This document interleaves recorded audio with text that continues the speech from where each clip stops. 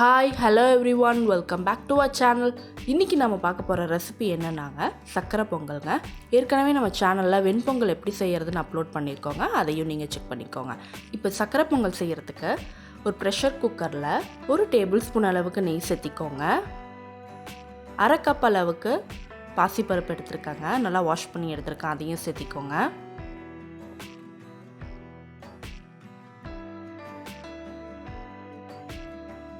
1 cup அளவுக்கு பச்சரிசி எடுத்துருக்கேன், வாஷ் பண்ணி, அதையும் சேர்த்திக்கோங்க. இப்போ இதை நல்லா ஒரு 2லேருந்து 3 நிமிஷம் வரைக்கும் நம்ம ரோஸ்ட் பண்ணிக்க போகிறோம்.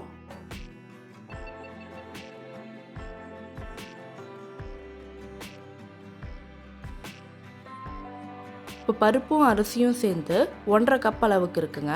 ஸோ இதுக்கு தேவையான தண்ணி 5 கப்பு. அரிசி எதில் எடுத்தீங்களோ அதே கப்பில் 5 கப்பு எடுத்துக்கோங்க. 4 கப்பு தண்ணி இல்லை 1 கப் பாலும் மூடி நீங்கள் சேர்த்திக்கலாம். இல்லைன்னா 5 கப்பும் தண்ணி சேர்த்தி குக்கரை மூடிக்கலாங்க. மீடியம் ஃப்ளேமில் ஒரு 4 விசில் வரட்டுங்க.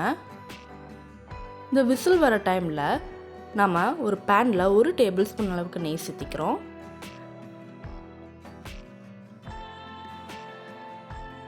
தேவையான அளவு முந்திரி திராட்சை போட்டு நல்லா வறுத்து எடுத்துக்க போகிறோங்க.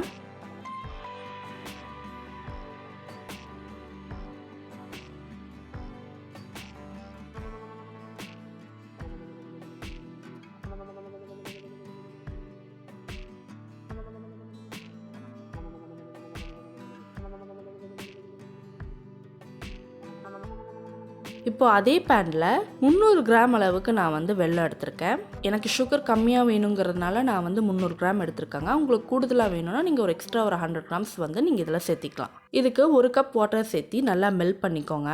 நல்லா அந்த வெல்லம்லாம் நல்லா கரைஞ்சி வரணும். வெல்லம் கரைஞ்சி வந்தால் மட்டும் போதுங்க, பாகு பதம்லாம் பார்க்க வேணாம். இதை நம்ம வடிகட்டி எடுத்துக்க போகிறோம்.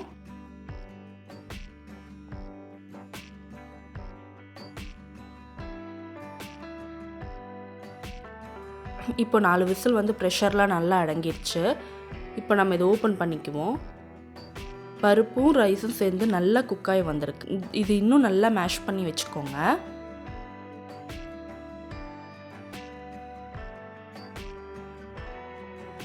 இப்போ நம்ம முன்னாடியே செஞ்ச அந்த ஜாக்கரி வாட்டரை ஆட் பண்ணிக்கிறோம்.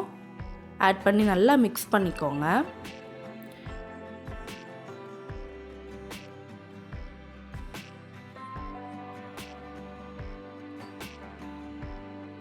இது கூட நான் ஒரு 2 ஏலக்காய் எடுத்து தட்டி வச்சுருக்கேங்க, அதையும் சேர்த்திக்கிறேன். முன்னாடியே ரோஸ்ட் பண்ணி வச்சுருக்க முந்திரியும் திராட்சையும் ஆட் பண்ணிக்கிறேன்.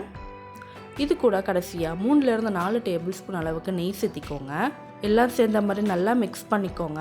ஒரு 3லேருந்து 5 நிமிஷம் வரைக்கும் லோ ஃப்ளேமில் குக் ஆகட்டும். அவ்வளோதாங்க, சக்கரை பொங்கல் ரெடி. இந்த பொங்கல் ஃபெஸ்டிவலுக்கு இந்த சிம்பிளான ரெசிபியை நீங்களும் ட்ரை பண்ணி பாருங்கள். நம்ம வீடியோஸ் பிடிச்சிருந்தா நம்ம சேனலை சப்ஸ்கிரைப் பண்ணிக்கோங்க, பெல் ஐக்கானை கிளிக் பண்ணிக்கோங்க. தேங்க்யூ ஃபார் வாட்சிங். அடுத்த வீடியோவில் பார்ப்போம்.